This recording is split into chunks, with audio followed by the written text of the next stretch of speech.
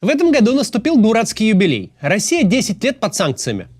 В 2014 году российское правительство аннексировало Крым и впервые оказалось в положении изгоя. И тогда пошло на принцип: раз Запад не продает нам станки, будем давить тракторами их яблоки и сыр. А потом непременно, мол, займемся импортозамещением, особенно технологии, ведь времени на раскачку нет. План этот кому-то мог показаться беспроигрышным. Вон Советский Союз, например, ни в каких западных технологиях не нуждался, обеспечивал себя всем сам. Производил и холодильники ЗИЛ, и межконтинентальные ракеты. Наши кулибины придумали свою электронику, свои системы шифрования, даже вон человека в космос запустили. И подавалось это все в духе «можем повторить и сейчас». Однако, несмотря на все советские достижения, в истории Союза также был уникальный в своем роде момент, когда в стране случился жесткий дефицит специалистов. Многих либо выдавили из страны, либо отправили в ГУЛАГ, и властям пришлось из этого выкручиваться.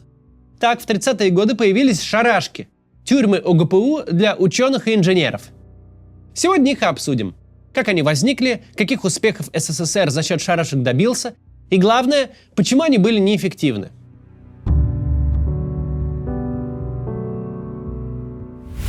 Когда речь идет о ГУЛАГе, мы приблизительно представляем себе, как там все было.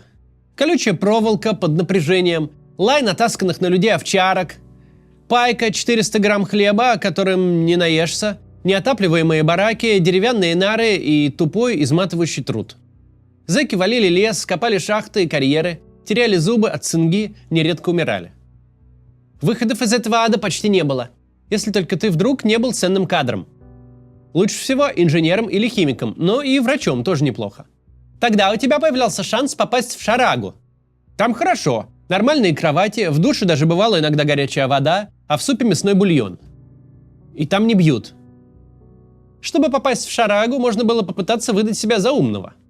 Сказать тому НКВДшнику, который решает, куда тебя послать по этапу, что ты спец по вертолетам или знаешь языки. Но верили там далеко не всегда.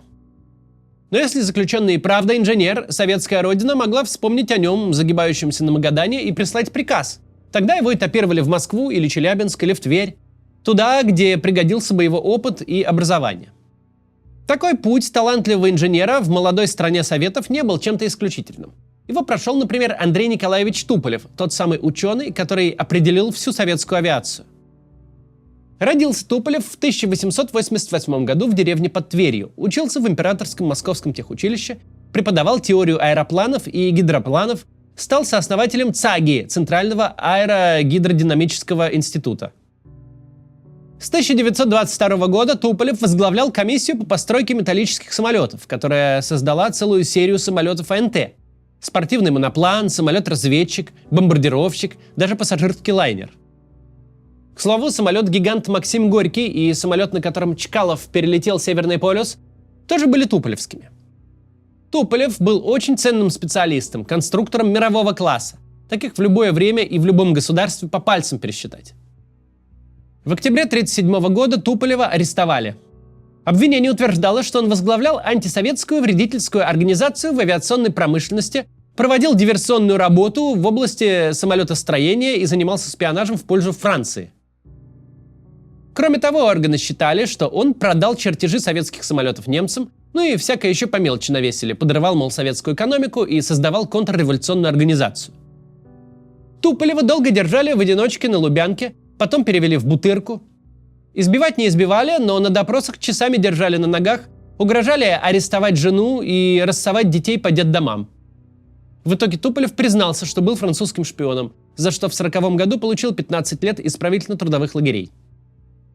Там же, прямо в Бутырке, Туполев начал работу над Ту-2, а в 1938-м, еще до приговора, его перевели в Болшевскую шарашку. Особое техбюро при НКВД в дачном поселке Болшево под Москвой. Тюрьма, куда перевезли Туполева, представляла собой обычный одноэтажный барак. Напротив него стояло просторное здание, то самое техбюро, в котором работали инженеры-заключенные. Территория была огорожена заборами, были вышки с часовыми, как и в обычной тюрьме. В шарашке были начальники и надзиратели. Но условия выгодно отличались от тюремных. Тут были не нары, а койки с одеялами, у каждого заключенного была тумбочка. Обедали не в камерах, подставляя миску под черпак, а в столовой за столами с чистыми скатертями. Кормили не баландой, а макаронами с мясом, Можно было взять кофе или какао. В Болшево была собрана невероятная по потенциалу группа зэков-авиаконструкторов, включавшая, например, Владимира Петлякова. В честь него был назван самолет П-2 или Пешка, самый массовый советский бомбардировщик Второй мировой. Там же был Сергей Королев, отец советской космонавтики. И эта группа как раз и занялась созданием П-2 и Ту-2 под руководством Туполева. Туполева освободили после начала войны. В общей сложности он провел в заключении 3 года и 9 месяцев. Впоследствии конструкторское бюро, сформированное из группы под его руководством в Шарашке, разработало еще много моделей самолетов, в том числе первый советский реактивный гражданский самолет Ту-104, дальнемагистральный Ту-114, первый сверхзвуковой пассажирский Ту-144. И группа Туполева была в Болшевской Шарашке не единственной. Там же работали группы подводного и надводного судостроения, артиллерийская и другие. Все по 20-30 человек. Всего там работало больше 200 заключенных, из которых 6 были академиками, 12 докторами наук и профессорами. Подобным образом была устроена огромная часть науки в СССР, особенно то, что работало на военную промышленность. Специалисты из Шарак проектировали строительство Беломор-канала, разрабатывали убирающиеся шасси у самолетов, создавали сплавы для танковой брони. Помимо Болшевской Шарашки известны еще и другие, работавшие по иным направлениям. Например, в Суздальском Покровском монастыре, там разрабатывали микробиологическое оружие. В Марфино разрабатывали телефонные шифраторы для разведки и правительственной связи, там отбывал срок Солженицын. Именно о той Шарашке он написал роман «В круге первом». Была военно-химическая Шарашка. Специализировалась она на химическом оружии. Теперь это Государственный научно-исследовательский институт органической химии и технологии. Тот самый, который с 2020 года под санкциями за новичок в связи с отравлением Алексея Навального. Атомные шараги были в Кучине и в Сухуме. В Казани разрабатывали боеприпасы и ракетные двигатели. Шараги были и в Подольске, и в Мурманске, и в Смоленске, и еще много где.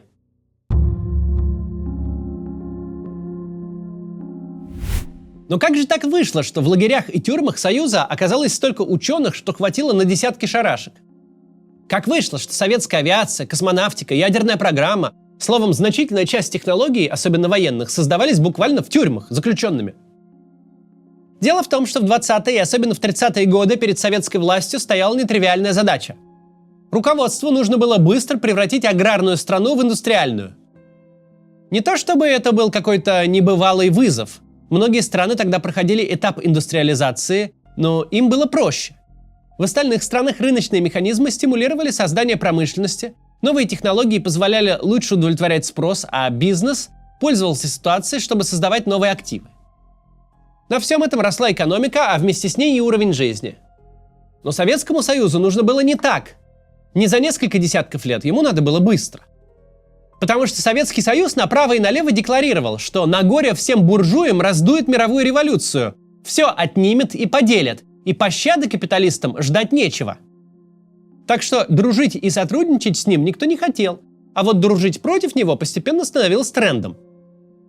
По этому поводу Сталин однажды сказал: «Мы отстали от передовых стран на 50-100 лет, мы должны пробежать это расстояние за 10 лет. Либо мы сделаем это, либо нас сомнут.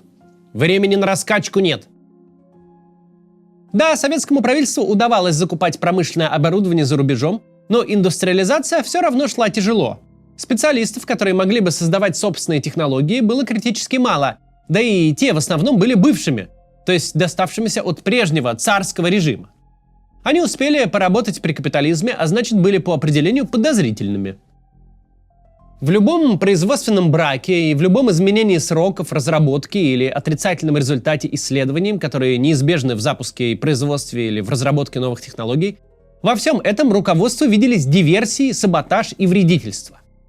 Очень быстро власти решили, что вся эта бывшая интеллигенция, эти буржуйские конструкторы и инженеры, которые не могут или не хотят выполнять пятилетку в 3 года, им даром не нужны. Что следует их заместить своими из среды рабочих и крестьянства, а от бывших и социально чуждых избавиться, как от залетевшей в рот мошки. В 1927 году начинаются внесудебные разбирательства со специалистами на производствах. ОГПУ, советская спецслужба, приравнивает к преступной деятельности любые ошибки или погрешности в расчетах. Вредителей ищут в промышленности и на транспорте. в сельском хозяйстве создают всякие управления, отделы и комиссии для контроля. Любая авария, остановка конвейера или любое проявление бесхозяйственности означали, что кто-то из технического руководства отправится в лагеря. Скорее всего, тот, кто учился при царе или мог сказать нечто антисоветское не тому человеку. Иногда обвинения выглядели совсем абсурдно, но это ничуть не смущало ответственных лиц. Например, по партийной линии ЦК ВКПБ как-то прошла докладная записка об использовании маслобоек, лопасти которых имеют вид фашистской свастики, обратился товарищ Глазко с образцом маслобойки, изготовленной на заводе номер 29. Выпуск маслобоек, лопасти которых имеют вид фашистской свастики, считаю вражеским делом.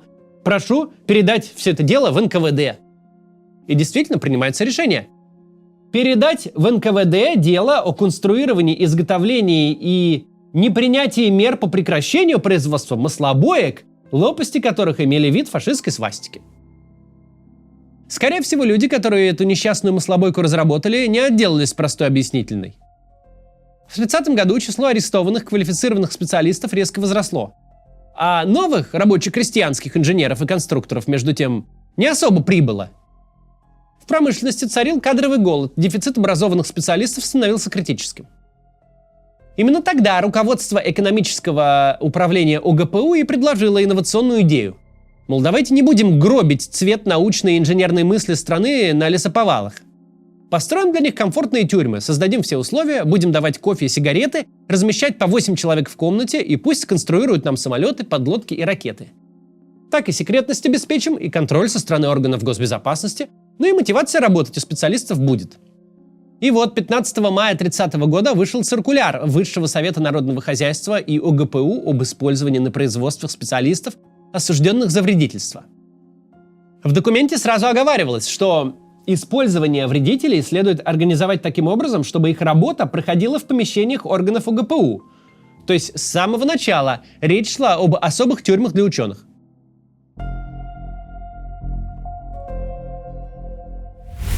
Миф об эффективности шарашек, об их особой пользе для страны существовал все годы советской власти. Мало того, он жив и до сих пор. Вот что он написал Солженицын в своем романе «В круге первом». На воле невозможно собрать в одной конструкторской группе двух больших инженеров или двух больших ученых. Начинают бороться за имя, за славу, за сталинскую премию, обязательно один другого выживет. А на шарашке ни слава, ни деньги никому не грозят. Николаю Николаевичу полстакана сметаны и Петру Петровичу полстакана сметаны. Поиграют в шахматишки, покурят, скучно. Может, изобретем что-нибудь? Давайте. Так создано многое в нашей науке. И в этом основная идея шарашек. И тем не менее, эффективность шарашек не более чем миф. Да, ОГПУ вытрясла из репрессированных ученых сколько-то разработок для ВПК, чертежей пушек и формул сплавов. Но подобная система просто не смогла бы работать достаточно долго, потому что наука в целом — это не конкретные люди за микроскопом или Кульманом, в тюрьме с привилегиями или в Сколково на зарплате. Это большое и сложное сообщество образованных специалистов, которое и коллайдер построит, и студентов обучит. И на всяких конференциях они не просто языками чешут и авторитет зарабатывают, но и обмениваются опытом, учатся на чужих ошибках, узнают новые теории из первых рук. Все это невозможно сделать, находясь в замкнутом небольшом сообществе. В стране, где ученых сажают за решетку и заставляют работать буквально за 25 сигарет или 15 спичек, или в стране, где зарплата среднего научного сотрудника меньше зарплаты рядового менеджера из магазина одежды, в таких странах не будет никакого нового поколения ученых. Просто потому, что желающих стать учеными не будет. После смерти Сталина, когда параноидальная борьба с вредительством и контрреволюцией поутихли и репрессии пошли на спад, нужда государства в шарашках отпала. Особые тюрьмы ОГПУ стали закрываться одна за другой. Государство встало на иной, более здоровый путь. Повышало престиж науки и образования, старалось сделать ученых элитой советского общества. А шарашки стали историей, забытой, смущающей и неприглядной. Историей о том, как в нашей стране когда-то работала настоящая система интеллектуального рабства. Историей, которая не должна повториться. До завтра.